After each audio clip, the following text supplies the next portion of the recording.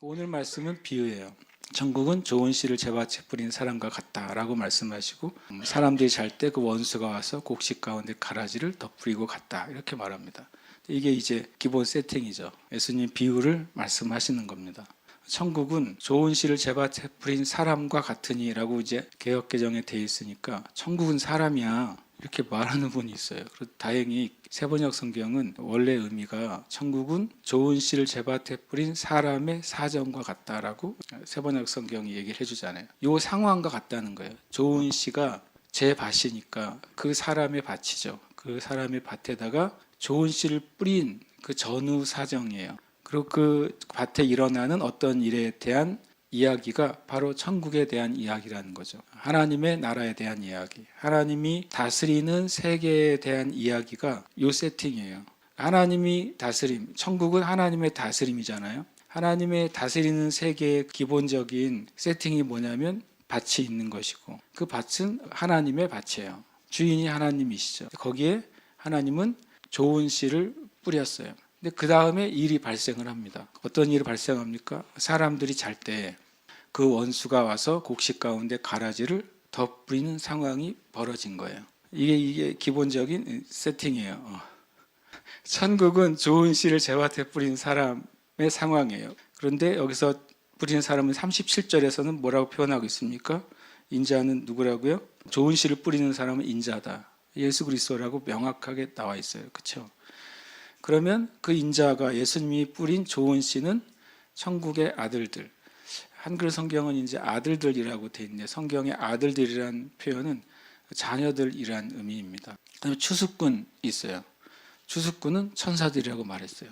이게 이제 우리 편에 속한 스토리예요. 기본 세팅이라는 말씀을 드리고 싶은 거예요. 두 번째 기본 세팅이 나쁜 편이에요. 거기 보면 원수가 나와요. 원수가 하는 일은 뭐냐면 곡식 가운데 가라지를 덧뿌려요. 그러니까 이게 재밌는 표현인데요. 원수는 새 판을 못 짜요. 자기 밭이 없어요. 이해되십니까? 누가 왜 꼭 하나님이 하시는 일에 마귀가 끼어들어요? 근데 원수는 지 밭이 없어요. 존재하지 않기 때문에 원수가 하는 일은 뭐냐면 곡식 가운데 가라지를 덧뿌리는 거예요. 이게 왜 되게 중요하냐면 어떤 사람이 하나님께 어떤 감동을 받고 하나님의 일을 하려고 해요. 어떤 교회가 하나님의 감동을 받고 하나님을 하려고 해요. 심지어는 역사 가운데 어떤 국가나 어떤 정부가 하나님의 감동을 받고 하나님을 하려고 해요.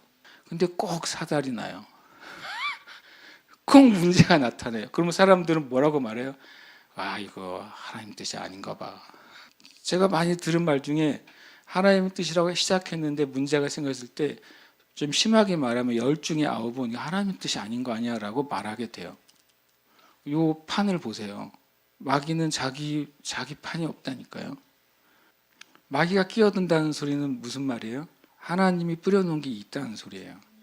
저는 이 말씀 읽다가 되게 이런 생각을 가지면서 굉장히 우리나라의 역사나 세계 다른 나라의 역사나 실제 인류의 역사 가운데 왜 수많은 나쁜 일이 일어나는지를 이해하게 됐어요. 마귀는 지 세계가 없다니까요. 그리고 가라지를 뿌렸는데 그 가라지는 악한 자의 아들들이라고 말합니다. 이 두 세계가 있는데 실은 알고 보면 한 밭이잖아요. 두 세계가 공존하는데 한 밭에 공존하는 겁니다. 한 상황에 두 세계가 존재하는 게 저와 여러분의 삶이에요. 개인적으로도 그래요. 공동체적으로도 그렇고 국가적으로도 그렇습니다. 이것을 이해하지 않으면 우리의 개인의 삶이나 공동체나 국가나 역사 가운데 일어나는 일들에 대해서 우리는 다른 시각을 갖게 되는 거예요. 근데 그 사이에 하나가 들어가요. 밭은 세상이다라고 분명히 말했어요. 밭은 세상이다고 말했으니까 세상은 누구 거예요? 제 밭이잖아요. 34절에 하나님 거라고 말하는 겁니다. 그래서 이 말씀을 이제 이해할 때 제일 중요한 키워드는 씨예요. 누가복음 8장 11절에 이 마태복음 13장에 있는 비유들과 연결되면서 이거 명확하게 말씀해 주고 있어요. 이 비유는 이러하니라. 이 네 가지 밭의 비유에서 말합니다. 씨는 뭐라고요? 하나님의 말씀이요. 그러니까 그 어떤 사람이 자기 밭에 뿌린 씨는 뭐예요? 말씀이에요. 씨는 하나님의 말씀인데 이 하나님의 말씀인 씨앗의 성격이 뭐예요? 그것은 뭐냐면 썩지 않는다는 거예요. 첫 번째 성격이. 절대로 썩지 않아요. 그 다음에 이 하나님 말씀의 특징은 살아있고 항상 있어요. 그래서 썩지 않을 뿐만 아니라 뭔가 계속 움직입니다. 말씀은 우리에게 계속해서 뭔가를 우리에게 메시지를 주는 것입니다. 하나님의 말씀은 우리의 양심에 계속 호소합니다. 하나님의 말씀은 우리의 생각 가운데 계속 말하고 있습니다. 이게 하나님의 말씀의 특징이에요. 그래서 하나님의 말씀의 효과는 뭐예요? 거듭나게 하는 거예요. 사람을 거듭나게 합니다. 사람을 구원합니다. 사람들의 죄를 제가 제거대로 회개하게 만듭니다. 이것이 하나님의 말씀의 특징이에요. 그러니까 신 하나님의 말씀이니까 말씀을 뿌렸잖아요. 밭에. 뿌린 씨앗이 뭐 하고 있는 거예요? 지금 썩지 않고 살아서 그 밭에 대해서 뭔가를 계속 일하고 있다는 거예요. 성경은 그렇게 말씀하고 있는 것입니다. 하나님의 말씀인 씨의 특징이 씨로서의 말씀도 있지만 또 검으로서의 말씀도 성경은 나와요. 마귀가 사람들의 마음에 성경의 말씀이 들어가지 못하도록 그렇게 애쓸까요? 그 이유는 뭐냐면 성경이 정말 들어가면 하나님의 말씀은 성경의 특성 때문에 그래요. 그 말씀은 조금 전에도 살아있고 썩지 않잖아요. 움직이는 게 있다는 거예요. 활력이 있어요. 스스로 움직입니다. 그리고 그냥 움직이는 게 아니라 어떤 검보다도 예리하게 움직여요. 그래서 그 말씀이 들어가면 혼과 영과 관절과 골수, 영혼, 육에 있는 모든 생각과 뜻을 판단한다는 건 드러낸다고 되어 있어요. 마귀가 제일 두려운 것은 어떤 죄 안에 말씀이 들어가는 거예요. 어떤 죄 안에 말씀이 들어가면 그 말씀이 이 일을 하거든요. 가만히 있지를 않습니다. 살아있는 하나님의 기름 부음 받은 말씀은 그렇게 이런 일이 발생하게 돼요. 그러니까 이것이 기초가 돼야 돼요. 아까 말한 그 판이 어떤 것인지, 그 다음에 그 안에 그 판 안에 말씀이 던져진 거예요. 뿌려진 거죠. 그리고 그 안에 어떤 일이 벌어진다고 말씀하고 있는 것입니다. 싹이 나고 결실할 때라고 말합니다. 예수님이. 싹이 나고 이제 같이 뿌려졌고 마귀도 가라지를 뿌렸어요. 싹이 나고 결실할 때. 오늘 비유해 보면 우리가 마지막 때만 생각하지만 추수 때만 생각하지만 실은 두 때가 나오는 거예요. 추수 때, 세상 끝에 때가 있고 여기는 싹이 나고 결실할 때는 세상 끝이 아니죠. 종말의 때가 아니잖아요. 아직 추수가 되기 전이에요. 아직 세상 끝 전에 일어나는 일을 말하는 것입니다. 싹이 나고 결실할 때. 이게 바로 오늘 제가 말한 질문이죠. 추수가 일어나기 전에 세상 끝이 도달하기 전에 싹이 나고 결실할 때들이 있는 거예요. 왜냐하면 말하죠. 집안의 종들이 말합니다. 주님 밭에 좋은 씨를 뿌리지 않았습니까? 하나님께 말하는 거예요. 주님 하나님은 대한민국에 이 나라가 하나님 믿는 나라가 되고 전 세계에 복음을 전하는 나라가 될 것이라고 씨를 심지 않았습니까? 라고 묻는다는 거예요.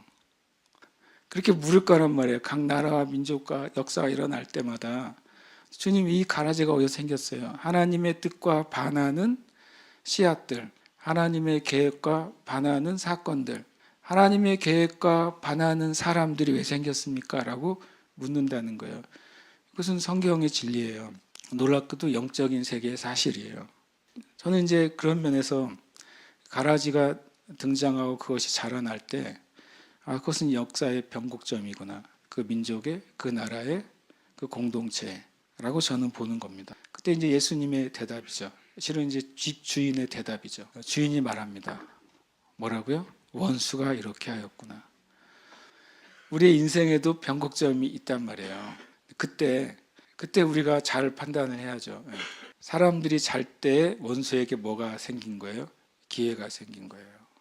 주인이 힘이 없거나 능력이 없는 게 아니라 주인은 사람들에게 그 밭을 완전히 맡겼기 때문에 그래요.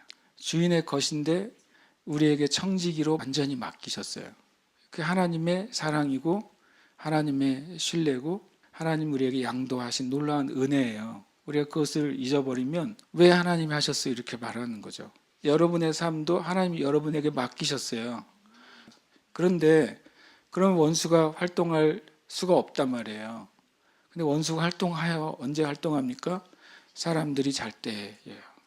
그럼 역사의 변곡점에 어떤 문제가 발생하는 것은 하나님이 역사의 주관자가 되시는 것 사실이고 그것은 변하지 않는데 역사의 변곡점에서 그것이 하나님의 일로 나아가느냐 아니면 그 땅을 빼앗기느냐 하나님 것인데도 하는 것은 사람들의 문제예요. 대한민국의 문제는 표현을 제가 잘해야 되겠지만 여당의 문제도 야당의 문제도 이재명 대표의 문제도 윤석열 대통령의 문제도 아니에요. 난 그렇게 믿어요. 사람들의 문제인데 우리 문제예요. 성경을 가만히 보시면 성경에 많은 일이 일어날 때마다 하나님은 그 일 가지고 얘기하신 게 아니라 사람 가지고 얘기하잖아요. 아수르가 바벨론이 이스라엘을 침략할 때 하나님이 계속 말하건 아수르 그놈들이 문제야. 바벨론 그놈들이 문제라고 말하는 게 아니라 너희들이 문제야 그러잖아요. 너희들이 내 법에서 떠나 있으니까 제사장들이 타락하니까 레위 지파들이 타락하니까 예배가 무너지니까 하나님의 사람들 하나님의 법을 떠나니까 그 당시 사는 사람들은 아수르가 큰 문제죠. 바벨론이 큰 문제고 이집트가 문제고 아람이 문제고 주변에 있는 나라가 다 문제 아니에요? 근데 하나님은 계속 성경은 주님이 마치 다른 데는 안 보시는 것처럼 너희가 문제라 그러잖아요. 너희가 내게 돌아와라. 아, 우리가 자고 있었구나. 교회가 자고 있었구나. 물론 깨어서 기도하는 하나님의 사람들이 있었지만 전반적으로는 자고 있었구나. 나도 자고 있었구나 라는 생각을 갖게 돼요. 주인이 말한 겁니다. 원수가 한 거야. 원수가 이렇게 하였구나. 곡식 가운데 가라지를 덧뿌리고 갔어요. 곡식은 씨고 그것은 살아있는 하나님의 말씀, 썩지 않는 하나님의 말씀, 사람들을 구원하고 거듭나게 하는 하나님의 말씀인데 그 안에 가라지가 들어간 거예요. 가라지는 뭐냐면 죽은 말씀인 거죠. 가라지도 씨잖아요. 거짓 메시지예요. 진리가 아닌 타협된 진리, 타협된 복음, 타협된 말씀이 가라지예요. 이제 문제는 땅에 있는 것이죠. 그리고 말합니다. 종들이 말하되 그러면 우리가 가서 이것을 뽑기를 원하시나이까? 주님이 말리셨어요. 그만두라고. 가라지를 뽑다가 곡식까지 뽑을까 염려하노라. 왜 주님의 재림의 때까지 죄와 악이 존재하는가? 되게 단순한 답인데요. 곡식이 뽑히지 않기 위해서예요. 하나님은 모든 사람이 구원을 받으며 진리를 아는 데 이르기를 원하시느니라. 그 모든 사람은 진짜 모든 사람이에요. 이게 첫 번째 이유입니다. 그러면서 두 번째 이유가 곧이어 나옵니다. 추수 때까지 함께 자라게 두라. 추수 때에 일어나는 일들이 있어요. 추수 때에는 그 추수꾼들, 그 종들에게 명령이 떨어질 것이다. 가라지는 먼저 거두어 불사르게 단으로 묶고 곡식은 모아 내 곡간에 넣으라. 주님이 왜 이 세대 가운데 죄와 악을 일시에 소멸하지 않으시는가? 추수 때까지는 기회를 주시는 거예요. 우리가 생각하기에는 돌이킬 수 없는 악인이라도 우리가 생각하기에는 이미 지옥의 가장 아랫목에 들어가 있어야 될 악인이라도 하나님은 추수 때까지는 기회를 주세요. 이것은 저는 성경에서 말씀하신 진리라고 믿어요. 추수 때 어떤 일이 일어나냐면 40절에는 가라지를 거두어 불에 사르는 것 같이 세상 끝에도 그 일이 일어날 것이다. 이게 추수 때 일어난 일이라고 오늘 말씀에 말씀하세요. 또 41절에는 그 추수 때 어떤 일이 벌어지냐면 인자가 그 천사들을 보낼 거라고 말씀하십니다. 흔히 말하는 추수의 천사들이죠. 천사들을 보내리니 모든 넘어지게 하는 것과 또 불법을 행하는 자들이라고 돼 있어요. 가라지가 사람인 거예요.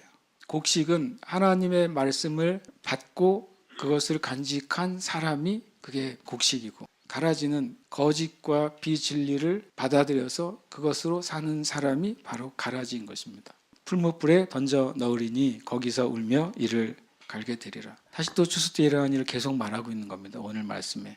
그때라고 말하죠. 그때 의인들은 자기 아버지 나라에서 해와 같이 빛나리라. 의인들이 누굽니까? 의인들의 성경은 예수 그리스도의 보혈의 은혜를 믿고 죄사함 받고 구원받는 자들이 의인들이라고 말합니다. 그들은 해와 같이 빛날 거라고 분명히 말씀하고 있어요. 마지막 때에 어떤 일이 일어나느냐? 죄와 악을 주님께서 제거하십니다. 마지막 때에 하나님께서 하나님의 사람들의 그 수고와 열매에 대해서 값을 주십니다. 마지막 때에 의인들이 아버지 나라의 새와 같이 빛납니다.